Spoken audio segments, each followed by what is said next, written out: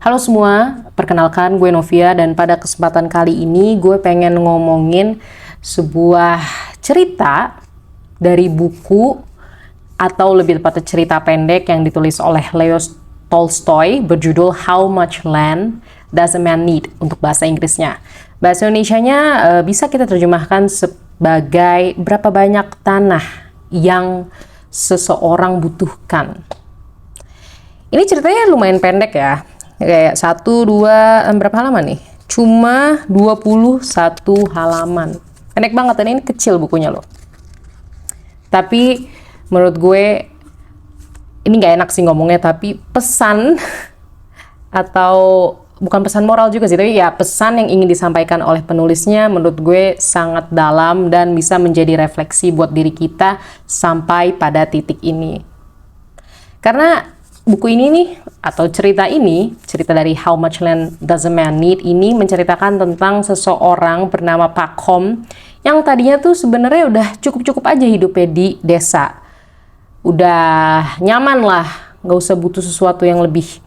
Tapi ketika iparnya datang dari kota, terus kayak ngomong, wih di kota kita punya banyak hal dan sebagainya macamnya, si Pak Khom ini jadi lumayan terbakar emosinya. Dan emang kalau di sini sih ada bantuan setan juga. Kayak setan tuh semacam penggoda, tapi kalau menurut gue sih emang Pak Khomnya sendiri tuh sebenarnya mungkin di dalam dirinya emang pengen sesuatu yang lebih, apalagi ketika sudah disulut oleh iparnya. Nah, setelah tersulut itu Pak Khom melakukan berbagai cara untuk bisa mempunyai tanah agar dia terlihat sebagai seseorang yang punya sesuatu, bukan cuma seseorang yang hanya berasal dari desa dan ya bercukup-cukup aja gitu hidupnya. Terus dia melakukan segala sesuatu sampai pada suatu titik dia itu ditawarkan oleh oleh sekelompok orang namanya Bashkir. Terus Bashkir itu tuh nawarin sebuah sebuah penawaran ke dia. Kayak lo kalau misalkan mau bekerja di tanah ini bisa, kalau lo mau punya tanah ini bisa, tapi lo harus kerja sesuatu dulu di tanahnya. Ya udah, habis itu Pak Khom mengiyakan dan dia udah dapet nih satu tanah. Ya kan, terus habis itu dia rasa, gue sanggup nih dapat 2 tanah lainnya. Oke, dia bekerja lagi sampai akhirnya udah luas tuh tanahnya. Terus dari si Bashkir ini, ya udah dia tetap nawarin aja kan sesuai offernya itu. Dan fast forward, kita percepat, Pak Khom tuh sebenarnya takut mati, tapi dia tidak bisa berhenti. Kenapa? Karena menurut gue juga udah ketagihan cuy, kayak, wih gue udah punya tanah. Terus gue mendapatkan penawaran untuk mendapatkan tanah lagi. Udah gue lanjut.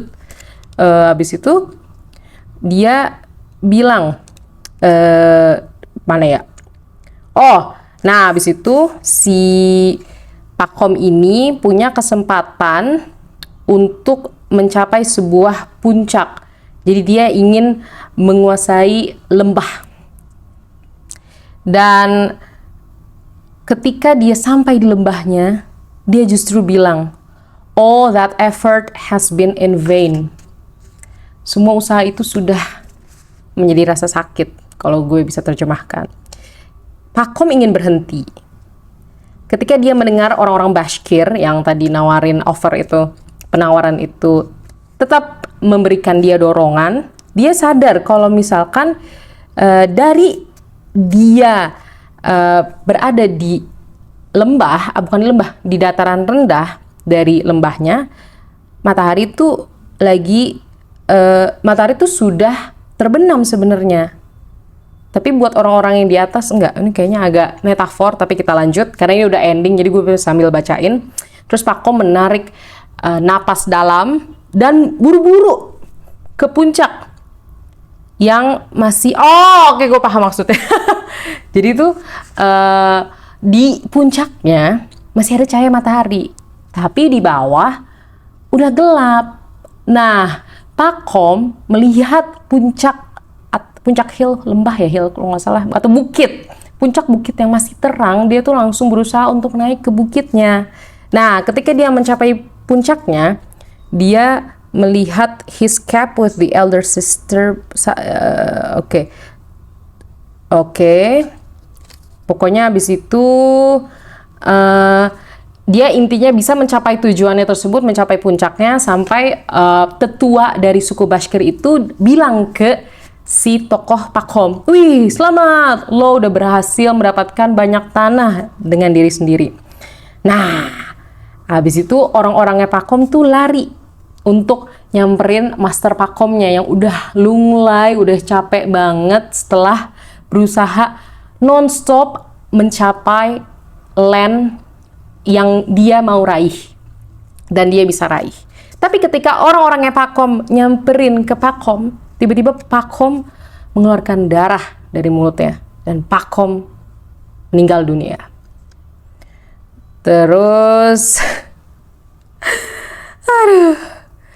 akhirnya kayak Bashkir click their tongue sympathetically, kayak Bashkir nyenye sini sebenarnya agak nyenye.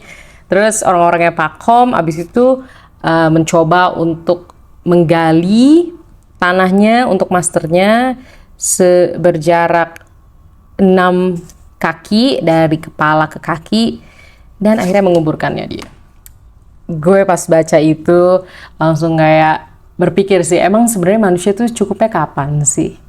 Apakah emang harus tunggu sampai meninggal dunia dulu baru berhenti? Apakah kita sebenarnya tahu rasa cukup? Menurut gue sih ya, kita harus tahu rasa cukup ya untuk diri kita. Dan ini lagi-lagi ada kaitannya dengan gengsi, oke?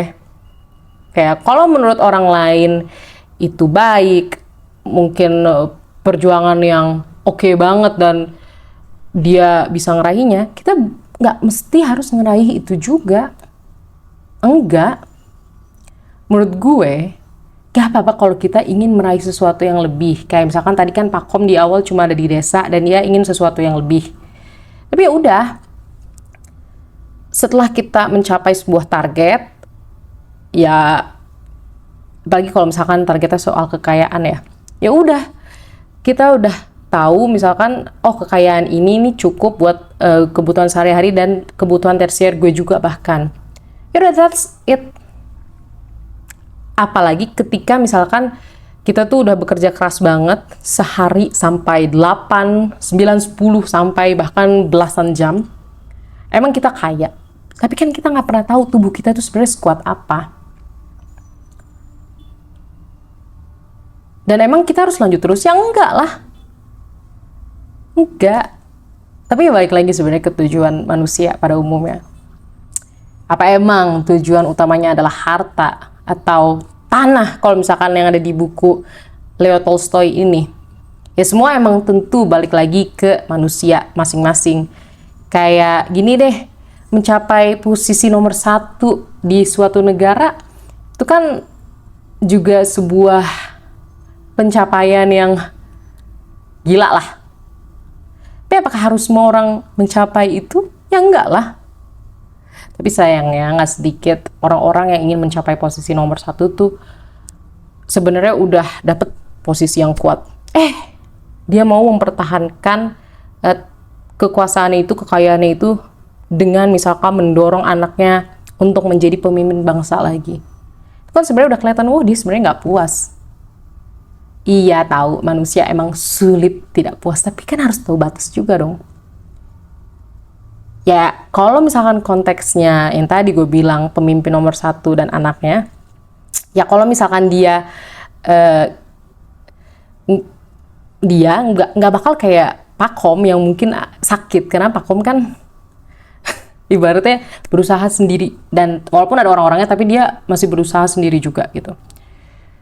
Tapi kan kalau konteksnya misalkan kita ngomongin orang nomor 1 dan misalkan anaknya atau saudaranya, ya mereka tuh punya buah tangan, punya anak-anaknya, punya anak kaki tangan lah, punya orang-orangnya yang mungkin bisa menghindari sebuah kecelakaan seperti yang Pakhom dapatkan. Tapi tidak ada makan siang gratis. Setiap kemarukan pasti ada hasilnya, ada dampaknya, ada efeknya. Memang untuk mencapai kekuasaan yang besar nggak butuh modal? Ya butuh. Apakah tetap etis kalau misalkan modal yang diraih oleh kekuasaan, untuk kekuasaan itu berasal dari uang-uang orang yang salah guna? Ya nggak etis sih kalau menurut gue. Tapi sebelum kemana-mana pembahasannya, balik lagi, emang sulit sih nentuin rasa cukup manusia. Tapi menurut gue simpel sih kalau gue ngomongin gue sendiri. Kenapa gue ngomongin gue sendiri? Karena biar ada batasnya. Kalau gue emang punya target dalam hidup gue. Dan gue tentu nggak mau cepet puas sama hidup gue. Karena ketika gue cepet puas, gue akan tenggelam di zona nyaman dan akhirnya gue akan males. Masalahnya gue udah males. Nanti kalau udah tenggelam di zona nyaman, gue makin males-malesan. Nah, oleh karena itu, gue pun berusaha untuk meraih target gue. Tapi ketika tercapai, ya gue nikmati dulu. Dan gue nggak mau mengincar kekayaan sebegitunya. At least saat video ini juga di-post, dan semoga selanjutnya juga. Karena gue tahu rasa cukup. Karena gue tahu kemampuan gue. Karena gue tahu hidup gue ya harus imbang antara tidur. Bukan seimbang sih, harus tepat takaran antara tidur, bekerja, dan juga di waktu luang, punya waktu luang. Kalau gue cuma kerjaan yang mencari kekayaan seperti yang dilakukan Pak Kom di sini, menurut gue akan sakit sih. Toh buat apa juga kekayaan yang begitu besar? Ujung-ujung, jadi filosofis banget. Ujung-ujung nanti kayak Pak Kom. Setelah dia berusaha untuk mencari kekayaan sebanyak-banyaknya, boro-boro dia menikmati kekayaannya, dia semakin mencari sampai akhirnya dia kembali ke tanah. Jadi intinya tahu sih kondisi tubuh kita juga. Kalau emang udah sakit, ya udah kita istirahat dulu. Gak apa-apa kalau pencarian kekayaan itu stop. Kayak udah cukup dulu. Tapi kan yang penting tubuh kita bisa mengisi daya baterainya lagi. Gak perlu ngikutin nafsu, gak perlu ngikutin gengsi, enggak. Kalau menurut teman-teman sendiri gimana? Kapan sih kita harus merasa cukup? Itu sebuah jawaban yang sulit emang, tapi kalau teman-teman mau share komentarnya, silakan banget di kolom komentar. Thank you udah nonton sampai titik ini. Maaf agak scattered dan contohnya kemana-mana. Tapi gue cukup senang sama cerita How Much Land Does a Man Need. Dan sekian, sampai jumpa di video selanjutnya. Dadah!